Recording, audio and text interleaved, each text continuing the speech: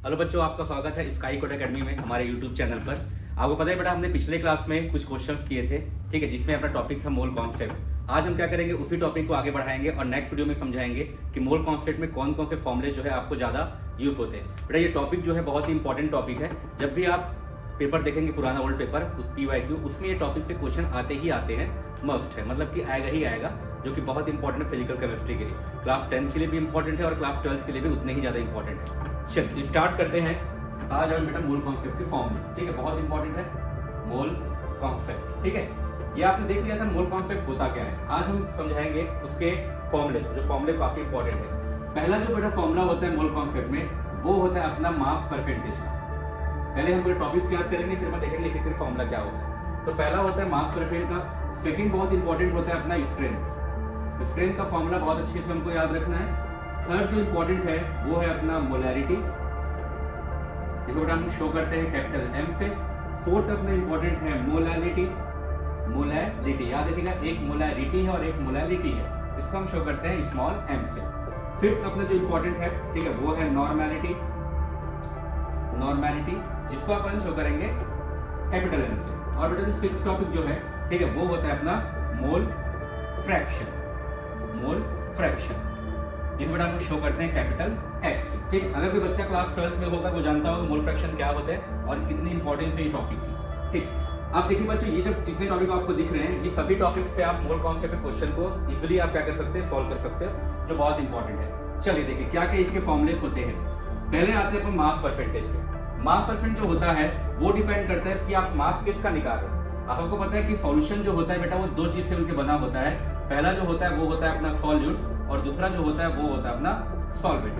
अब सॉल्यूट क्या होता है? सॉल्यूट वो होता है जिसका अमाउंट क्या होता है, काफी कम होता है, और सॉल्वेंट वो होता है जिसका अमाउंट क्या होता है, वो सॉल्यूशन में सबसे ज्यादा होता है। तो डिपेंड करता है मास परसेंटेज में आप किसका निकाल रहे हैं, मास परसेंट ऑफ सॉल्यूट का या मास परसेंट ऑफ सॉल्वेंट का। ठीक है, अब देखिए बुक पे जब क्वेश्चन दिए होते हैं उसमें मास परसेंट ऑफ सॉल्यूट को ज्यादा फाइंड किया जाता है, तो हम लिखेंगे मास परसेंट ऑफ सॉल्यूट। तो क्या होगा फॉर्मूला इसका, मास ऑफ सॉल्यूट, जिसका भी आप मास निकालो, मास ऑफ सॉल्यूट अपॉन बेटा यहाँ पर हो जाएगा मास ऑफ सॉल्यूशन, मतलब उस सॉल्यूशन का टोटल मास से क्या करना है, आपको डिवाइड करना है, मल्टीप्लाई 100। अब 100 मल्टीप्लाई क्यों करें, क्योंकि आपको यहाँ पर परसेंट में आंसर निकालना है। ये हो गया अपना मास परसेंट ऑफ सॉल्यूट का फॉर्म। तो बेटा ये हो सकता है आपको गिवन हो, ये भी गिवन हो, मल्टीप्लाई आपको 100 करना है। अगर ये गिवन नहीं रहेगा तो आपको कुछ ऐसी चीजें वहां पर बताई जाएगी जिसपे क्या होगा, वो चीज आपको दिया जाएगा। नेक्स्ट होता है अपना स्ट्रेंथ। स्ट्रेंथ का फॉर्मूला जो होता है वो बेटा होता है अपना मास ऑफ सॉल्यूट, लेकिन इसमें इन ग्राम, याद रखिएगा, mass of solute in gram upon इसका बेटा फॉर्मूला हो जाएगा volume of solution, volume of solution in litre और DM क्यूब। देखिए अगर आपको DM क्यूब नहीं पता, बेटा इसको हम बोलते हैं डेसीमीटर, ठीक है, डेसीमीटर क्यूब, या इसी को हम बोलते हैं लीटर। तो अगर आप याद रखें कन्वर्जन में 1 डेसीमीटर क्यूब इक्वल टू होता है 1 लीटर। ये आपको याद रखना है, रिलेशनशिप इनके भी, बस वो आपको दिया रहेगा, आपको यहाँ पर पुट करना है और उससे आप आसानी से फाइंड कर लेंगे स्ट्रेंथ। देखिए बच्चों, अब नेक्स्ट जो आता है बेटा वो आएगा अपना मोलैरिटी के बारे में। देखिए मोलैरिटी होता क्या है, मोलैरिटी जो होता है उसके बारे में आपको पहली भी याद करनी है, ठीक है बेटा। ये शो करेगा कॉन्सेंट्रेशन, याद रखिएगा, मोलैरिटी जो होता है वो कॉन्सेंट्रेशन को दिखाता है कि कौन सा सॉल्यूशन कितना गाढ़ा है, कौन सॉल्यूशन कितना पतला है, मतलब कितना डाइल्यूट है, कितना कॉन्सेंट्रेटेड है, वो होते हैं बेटा अपने कॉन्सेंट्रेशन को ये शो करेगा। बहुत ही इंपॉर्टेंट फैक्टर है, याद रखिएगा मोल कॉन्सेप्ट के लिए। अब मोलैरिटी का जो फॉर्मूला होता है शो करते हैं हम कैपिटल M से। बेटा इसका फॉर्मूला जो होता है वो होता है अपना moles of solute upon volume of solution, volume of solution, ये बेटा अपना फॉर्मूला होता है। अब स्ट्रेंथ और इसके फॉर्मूले में डिफरेंस क्या है, देखिए स्ट्रेंथ के फॉर्मूले में जो आपको देखिए नीचे जो लिखा हुआ है वो आपको सेम दिख रहा है, बट यहाँ पर मास ऑफ सॉल्यूट है और यहाँ पर है मोल्स ऑफ सॉल्यूट, ये मेन डिफरेंस होता है। अब सॉल्यूशन का जो वॉल्यूम है वो या तो लीटर में होगा, या तो बेटा आपको दिया रहेगा DM क्यूब में, डेसीमीटर क्यूब में, और याद रखिएगा 1 DM क्यूब इक्वल टू होता है 1 लीटर। तो उस वैल्यू को आपको पुट करना है और आपको आसानी से यहाँ मोलैरिटी जो है फाइंड किया जा सकता है। फोर्थ टॉपिक होता है वो होता है मोलैलिटी, याद रखिएगा LITY मोलैलिटी। इसको बेटा हम लोग शो करते हैं स्मॉल m से। ये भी क्या करता है, ये भी आपको बताएगा कॉन्सेंट्रेशन को, कि किसी भी सॉल्यूशन का कॉन्सेंट्रेशन कितना है, उसको आप मोलैलिटी से फाइंड कर सकते हैं। जब भी आप केमिस्ट्री का प्रैक्टिकल करेंगे क्लास 12 में, जिसको हम टाइट्रेशन बोलते हैं क्लास 11 में, उसमें आप देखिएगा कि आपको मोलैरिटी और मोलैरिटी काफी काम आएगा, ठीक है, बहुत ज्यादा काम आता है टाइट्रेशन के लिए। कि हम क्या करते हैं, इससे वॉल्यूम फाइंड कर सकते हैं, इससे आसानी से हम कॉन्सेंट्रेशन फाइंड कर सकते हैं, जो भी आप सॉल्यूशन जो है तैयार करेंगे केमिस्ट्री के लैब में। आप देखिए मोलैरिटी का फॉर्मूला क्या होगा, बहुत आसान है बेटा। यहाँ जो मोलैरिटी के फॉर्मूले में जो लिखा हुआ है मोल्स ऑफ सॉल्यूट, ये वही रहेगा, इसमें कोई चेंजेस नहीं है। यहाँ रहेगा मोल्स ऑफ सॉल्यूट अपॉन, बेटा जैसे यहाँ पर लिखा था वॉल्यूम ऑफ सॉल्यूशन, यहाँ पर वॉल्यूम नहीं होता, यहाँ पर क्या होता है, मास हो जाता है, ठीक है, मास ऑफ सॉल्वेंट, याद रखिएगा, सॉल्यूशन नहीं, मास ऑफ सॉल्वेंट। तो moles of salt upon mass of क्या होता है अपना सॉल्वेंट। अरे बेटा सॉल्वेंट का मास अब डिपेंड करता है क्वेश्चन में, ठीक है, केजी में हो सकता है, किस में हो सकता है, आपको ग्राम में दिया जा सकता है। जिसमें दिया रहेगा, अगर केजी में दिया है तो हम ग्राम में कन्वर्ट कर लेंगे, वो डिपेंड करता है क्वेश्चन में, क्वेश्चन में पूछा कैसे गया है। मोलैरिटी देखिए, मोलैरिटी के बाद जो इंपॉर्टेंट टॉपिक आता है वो आता है अपना मोल फ्रैक्शन। मोल फ्रैक्शन देखिए याद रखिएगा, इसको हम बेटा हम शो करेंगे कैपिटल एक्स से। अब जैसे मैंने आपको शुरू में बताया था कि कोई भी बेटा सॉल्यूशन जो होता है वो दो चीज से बना होता है, एक तो पहला उसमें सॉल्यूट और दूसरा क्या होता है उसमें सॉल्वेंट। दोनों में डिफरेंस क्या बता दिया था, सॉल्वेंट बेटा हमेशा क्या होगा, लेस अमाउंट पे रहेगा, और सॉल्वेंट क्या होगा, हमेशा आपके पास लार्ज अमाउंट पे रहेगा, ठीक है, याद रखिए। अब मोल फ्रैक्शन किसका निकालना है, सॉल्यूट का कि सॉल्वेंट का, ये डिपेंड करता है। याद रखिएगा सॉल्यूट को हमेशा हम लोग बी से डिनोट करेंगे और सॉल्वेंट डिनोट करेंगे हमेशा अपन ए से। तो अगर मैं यहाँ पर x के साथ b लगा दूं, एक्स बी, ये आपको शो करेगा मोल फ्रैक्शन ऑफ सॉल्वेंट। और अगर बेटा यहाँ पर मैं a लगा दूं, ये शो करेगा आपको मोल फ्रैक्शन ऑफ सॉल्वेंट। देखिए क्या होता है फॉर्मूला, इसका फॉर्मूला होता है जिसका भी आप निकाल रहे हो उसका नंबर ऑफ मोल, यहाँ लिखेंगे मोल्स ऑफ पर्टिकुलर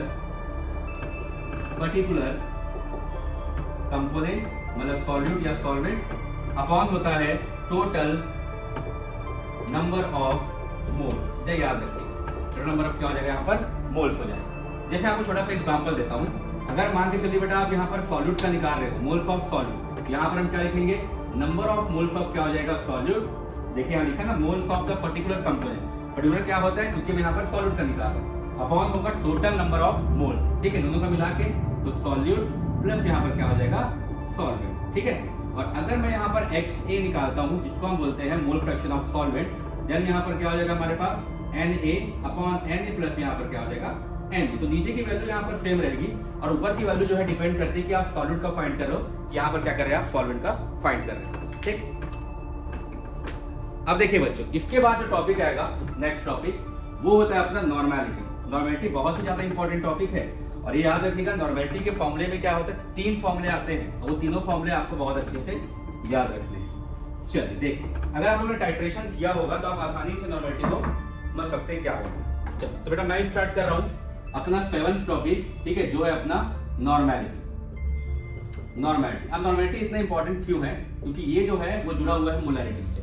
कैसे, देखिए ध्यान से बेटा, नॉर्मेलिटी का फॉर्मूला जो होता है वो होता है आपका number of gram equivalent, number of gram equivalent upon volume of solution, volume of solution in litre, या इसी को हम क्या बोलते हैं डीएम क्यूब भी चाहे तो आप बोल सकते हो।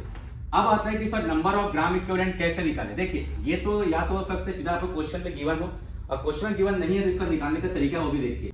देखिए बच्चों, अब हमने फॉर्मूला यहाँ पर लिख लिया है। देखिए फॉर्मूले के बाद बेटा यहाँ पर जो लिखा है नंबर ऑफ ग्राम इक्विवेलेंट, वो देखिए हम कैसे निकालते हैं, नंबर ऑफ ग्राम इक्विवेलेंट, ठीक है बच्चों। इसका फॉर्मूला होता है मास ऑफ सॉल्यूट इन ग्राम, अगर ग्राम में दिया है तो, अपॉन होता है इक्विवेलेंट मास